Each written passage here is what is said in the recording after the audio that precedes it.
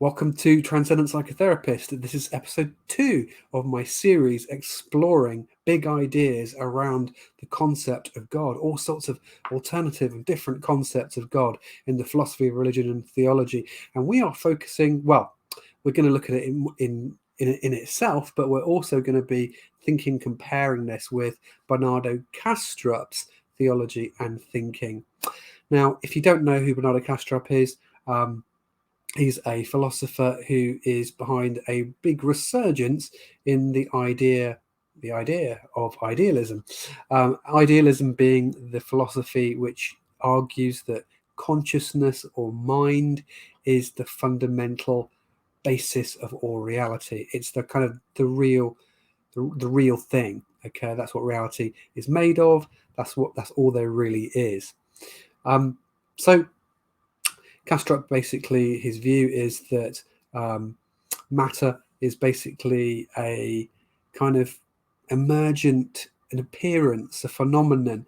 It's how things appear through our perceptual apparatus, but it's not actually how the real world is. I'm not going to get into that here. You'll have to look up and watch some of Kastrup's thinking to get into that if you're not familiar. But Bernardo places a lot of emphasis on what he calls mind at large. Okay, so mind at large for him is also synonymous with God. Okay, and we're going to talk about what he means by that. By mind at large, he means the kind of field of subjectivity of consciousness that he thinks is the entirety of reality, in which matter kind of appears. And that you and I, we are kind of dissociated minds within a broader field of consciousness. So I've got my kind of consciousness, you've got your kind of consciousness, but we're all actually just part of a broader field of consciousness, okay, which encompasses everything, which everything appears. Now, we need to understand a slight difference between that consciousness and ours.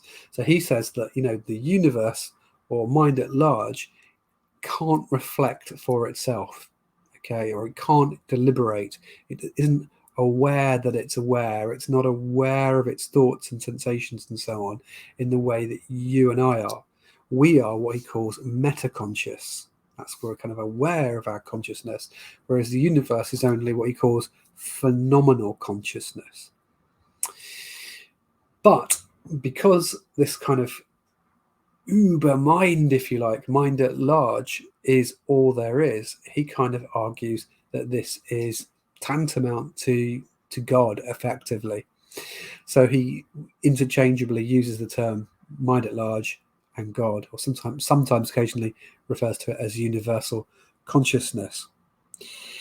Now, I'm going to show 2 clips in this video, and the first clip we really let him speak and explain why he thinks mind at large and this consciousness is more or less equivalent to the Christian idea of God. I'm going to challenge that. Sort of agree with him, but also challenge it. And the second clip we're going to look at is one where he gets into a discussion with Jonathan Pageau all around what is involved with God not being metaconscious, just being phenomenal consciousness, and the implications that has for morality and for evil and goodness, and also for our responsibility in the world. And we're going to give some thought and reflections on that after. It's a hint that this idealism, universal mind, being God, kind of. They said the attributes of omnipotence, omniscience. I think you mentioned this in one of your books too. I can't remember which one it is though. Everything unfolds within the now, so it's omniscience. What are your thoughts on that? Universal mind. Yeah. It literally is true for this field of subjectivity underlying our nature that I think is the ontological primitive. It is the thing that we can reduce everything else to in nature, because a spatially unbound field of underlying field of subjectivity is one omnipresent. It's spatially unbound. Everything else can be reduced to it, so it's everywhere. It's subjectivity, so it's conscious. So it's scient, conscious, literally means conscious in Latin. And omni means conscious of everything.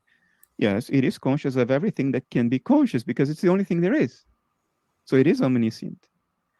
And there is a sense in which it's omnipotent as well. It's not omnipotent in the deliberate arbitrary sense of a cosmic dictator, but it is omnipotent in the sense that anything and everything that happens in nature is a behavior of the underlying field of subjectivity. So whatever happens, happens by the grace of it, because it is the only thing that there is. It's the only thing doing anything. In that sense, which is a very literal sense, it is omnipotent, because whatever is done by it. Even though we think that it's done by other things, but these other things are reducible to it. Other people, astronomic phenomena, they are all reducible to patterns of excitation of this underlying field. So in a very important sense, it is omnipotent too. So there you go. It's omnipresent, omniscient, and omnipotent. And that's how Christianity characterizes God. Okay, so in that clip, it was really interesting. We basically heard this idea again of consciousness being the ultimate field of subjectivity in which everything appears. It's the bedrock of all nature. And for Kastrup there, as he said, that field, because it's all that there is, it is omnipresent because, well, it's present to itself and it's all that there is. It's omnipotent in the sense that everything that happens within it happens by its lights, if you like. And it is also omniscient because it is, by definition, consciousness. It is knowing. So, and it is because it's all there is. It knows itself. It knows everything that is within its field. So it's omniscient as well. And Kastrup argues, therefore, that what we've got here is the kind of big omni attributes that are typically given to God in Christianity, Judaism, and Islam. Okay, so that's interesting because if you look at what he's saying, he's really describing God as nature. The universe, everything that happens in it, is equivalent to nature. What he's really describing here, I think, is pantheism. And Christianity, Islam, and Judaism have their pantheistic elements to them, and we'll look at those as we go through the series. Some interesting thinkers in all three of those traditions, but the majority, I would say, of kind of mainstream religious believers in those three faiths are not given to pantheism. They don't equate the world to God. And I'm not sure Kastrup does strictly, although I can't see how he can't actually. So I would say he's a pantheist. But typically, those majority believers in those big three faiths around the world, the big three monotheisms, would want to put a really hard and fast and rigid line between the creator and the creation. They wouldn't want to put, God and creation as an entirely overlapping Venn diagram, as the same set, if you like. Okay, so I'm now going to show you a clip. This is a little bit longer, this clip, with Jonathan Pageau. Jonathan Pageau is a Canadian sculptor and iconographer, quite talented by all accounts, and he's done a number of kind of podcast interviews with all sorts of interesting people that like to ask the big questions. And in this clip, they really get into this question of the implications of a metaconscious versus a merely phenomenally conscious God, a God that is just kind of like almost groping around in the dark, I guess. Phenomenally conscious God, a God that is just nature feeling its way forward and causing kind of evolution of creatures and developing in a way, really, is what Bernardo asks for. And Pajo kind of puts the question to him, really says, well, if God is like that and he's not metaconscious, isn't there a danger that we haven't got any kind of arbiter or grounds for morality? If God is just kind of rampant nature doing its thing, then what's to distinguish the kind of immoral acts people might do from the moral acts? Isn't this a dangerous, potentially, route to go down? I'll play the clip and then we'll have some reflection. Do I think that is a possibility? Well, certainly it is a possibility, but in my mind, it's a possibility that would be the following. It would require this reality to be a deliberately created reality and not a spontaneous, naturalistic unfolding of what is. Not a product of nature, but an artificial creation with rules set in a premeditated way for a deliberate purpose. In other words, a kind of theater that was set up for a purpose by a metaconscious intelligence. That's what it would require. Do I see external empirical evidence for it? No, none. Do I see conceptual reasons to entertain this possibility? No, none. Do I have every now and then that resonate with this possibility? Yes, I do. Yeah. And so, when hard water attacks your skin, fight back. Fit a Harvey water softener.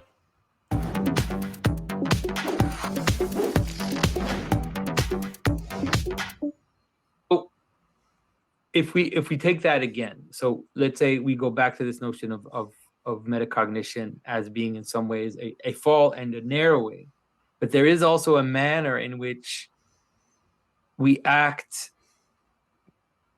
Once we have it, we act in relationship to that. That is that, for example, spontaneous intelligence. A berserker has spontaneous intelligence, right? That's actually a good example. Like the berserker enters into a state of flow where they can kill indeterminately with the strength of 10 men, and it's an ecstatic moment. But so there's a sense in which that natural intelligence, or that spontaneous intelligence that we see in animals, does not have a sense of the good, at least not the way that we do. Yeah. And so once we have that, then we act. That's why it's also the knowledge of good and evil. That's why, at least in scripture, it is related to, it is a fall, but it is also an entering into something which can bring more, let's say, Value judgments, moral. Yes, exactly. And so, yeah, and so that's why because the thing I'm worried about in the way you describe it is that if we don't, let's say, I'll say it in very gross religious terms, like if we don't have a God that's good, then we have a problem down the line, which is that at some point there's no justification. There's no ultimate justification for the superiority of our ethical intuitions to the intuition that would drive a berserker to rape and pillage and kill everybody in a village, and so where does the sense of the superiority of one over the other, like what is that even, where does that come from? Most of what you will see or hear me argue is what I can argue for based on analytic reasoning and evidence. And if you put me against a wall and a gun to my head and say, okay, now make your best bet about what's going on. If you're wrong, I'm going to shoot you. Then that's the position I would hold, the position informed by analytic reasoning and empirical objective evidence. But I entertain other possibilities in my mind, which I don't talk about because I can't argue for them. I cannot write a book by saying, well, I have an intuition that this and that. Yeah, okay, yeah, thank you very much. But why do I care, right? Why would the reader care? So I would try to defend the point you're making from an analytic perspective, which doesn't mean that I completely reject the point you're making, okay?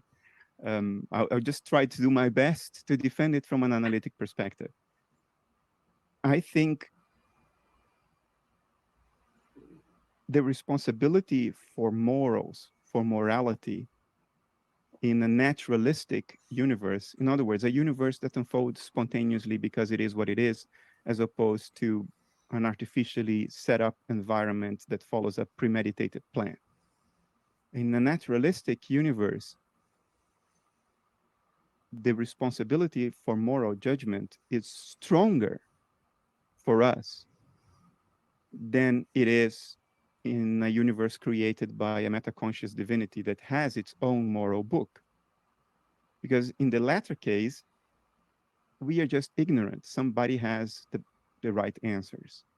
So the responsibility lies more with that entity, which then raises questions like, if God knows what's good, why does it allow the berserker to do what it does?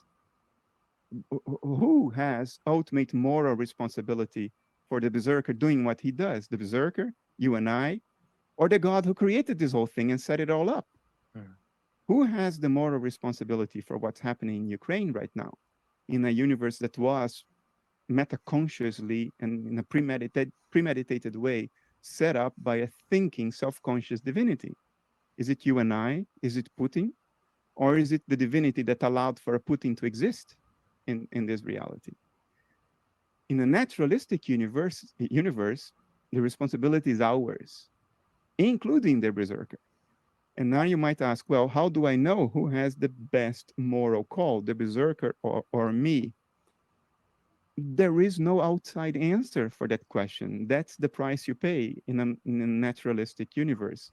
So interesting clip. Bernardo there is kind of saying, in answer to Jonathan Pageau's questions, look, intuitively, maybe I can leave some space for the idea that there might be a deliberative, purposing kind of God that is thinking ahead about what it wants to do, is metacognitive in that sense. But he says it kind of throws up problems then, because then you run into versions of the problem of evil, because God is then kind of the creator that's deliberately set up the creation that we experience with all its good and evil, and must therefore be kind of accountable to it. Why has it gone this way? Which is a good sort of objection. It's a sort of objection you might find to the sort of typical sort of demiurge idea of God, this kind of clumsy creator that kind of deliberates but gets this kind of botched creation at the end of the day. And I don't know whether I don't think that's Bernardo's aim to try and avoid that. He's just coming from the place of saying, well, actually, it's just not what we see. We don't have any evidence for a deliberative creator, because surely you create a different kind of world than we see.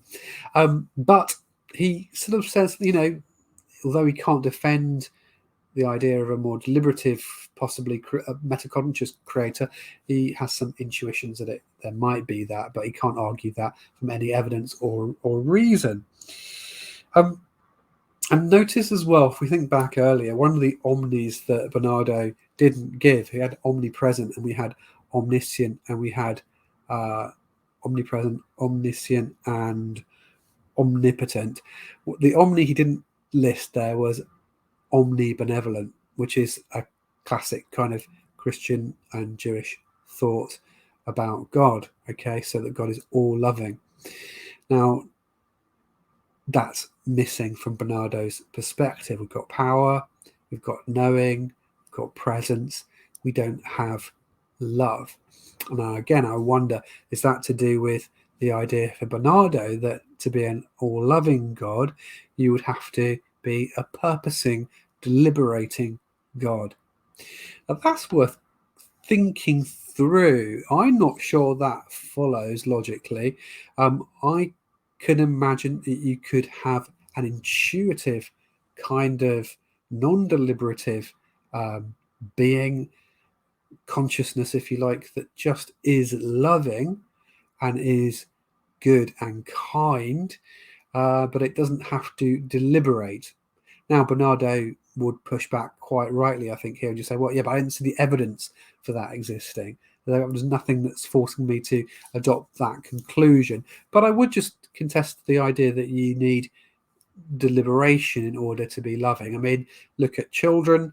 Very often the youngest children that aren't really thinking things through, even very young babies, there's a sort of a lovingness to them, an affection and a warmth, but it's not really premeditated. In fact, you might argue some of the most loving things, loving people and the loving things you could do are kind of just spontaneous. It is that phenomenal experience of consciousness that Bernardo talks about. So yeah, I hear what he's saying.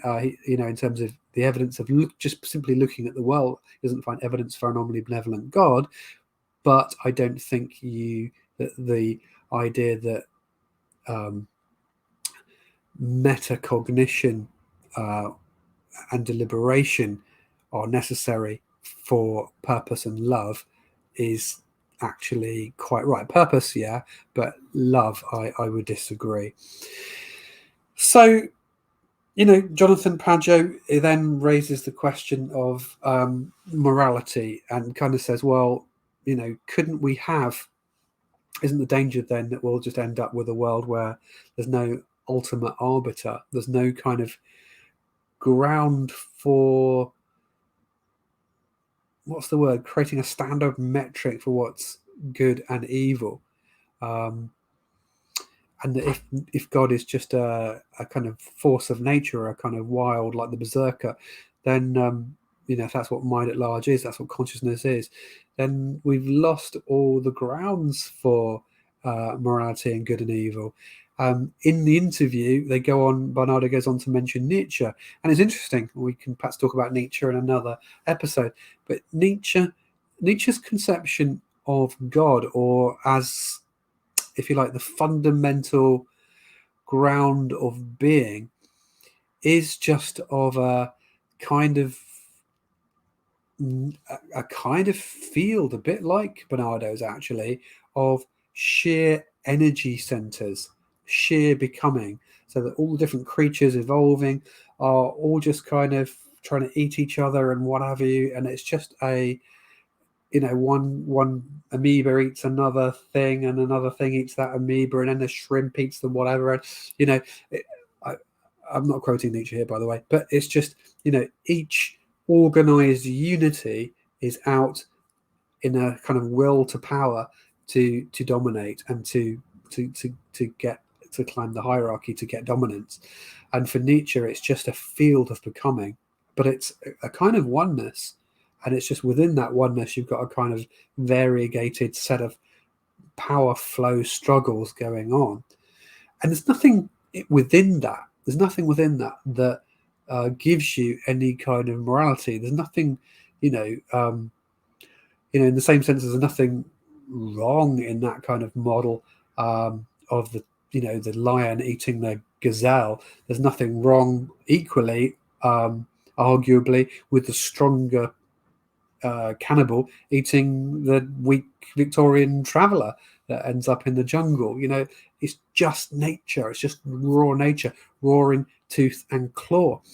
And I guess Pageau's point here is that, if you're going to equate the divine and God simply to nature, which in a sense is what pantheism risks falling into, that God and the world are just overlapping, or nature and God are just the same thing, without any distinction or differentiation, which you might get in some shades of pantheism or panentheism we'll talk about another time, then the danger is that you end up kind of just, that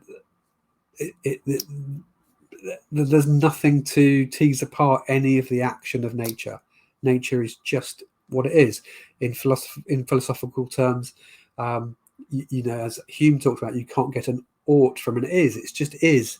God is just is, and it is just nature, and it is just red in tooth and claw, and this is all there is. There's no morality going on. Morality there would just be an artificial construct. And what is Bernardo's answer to that? Bernardo kind of comes back and says, no, well, it's really great. Well, I didn't say really great. He says, actually, no, this is what I don't know if he did it in the clip that I just showed you, but he does go on to talk about this. This is what makes our moralizing and our morality kind of our job. It's not up to the creator or the kind of mind at large to do that. We are the ones, or we are kind of mind at large, dissociated, if that makes sense. But through us, if you like, God or mind at large is learning right from wrong, in a sense, in Bernardo's scheme of things. The problem with that, of course, is, well, what makes the metaconscious dissociated part of mind at large, you and I, kind of any greater than the other parts of mind at large, like a lion or a gazelle or an amoeba or just the cosmos itself? What actually, where within that does any action gain greater value than any other? It's just is rather than ought. So Pacho kind of has a point here. Bernardo, I think, is asking us just to say, well, morality is a kind of collective story that we have for our own better functioning. And there's a good point there. I don't think you need the divine, in a sense, to get practical morality. A lot of morality is just common sense if we want to all kind of be fairly happy and get along together. But there are problems that come up with that as well, in terms of, like, if you're an ethnic minority group and, if we go with the greatest good for the greatest number of people or that kind of thing, and you get oppressed, it's like, well, is it for the greater good? Is that just too bad? Well, there's no grounds within that model, that pantheist model that Bernardo's painting there, to delineate that as a worse way of doing morality. Anyway, I'm digressing. I'm going off onto a massive load of other subjects, but you've hopefully got a little bit of a flavour of some of the things that are running into already with Bernardo Kastrup's theology. And I have to say, I'm going to be saying this as we go through, there are no theologies, and there are no, I'm going to say as well, no atheologies that have no problems to them. Okay, like under atheism, for example, as some atheist philosophers will acknowledge, there's no ultimate justice. It's just happens at the end of the day. Under atheism, Hitler got away with what he did and died. There's no kind of reckoning. There's no kind of him having to sort things out in a eternal future or what have you. Okay, so I'm going to stop there. Thank you for listening. In episode 3, we're probably going to look at pantheism in slightly more detail, or slightly departing from Bernardo Kastrup and just looking at pantheism in itself and some of its shades. Thanks for listening.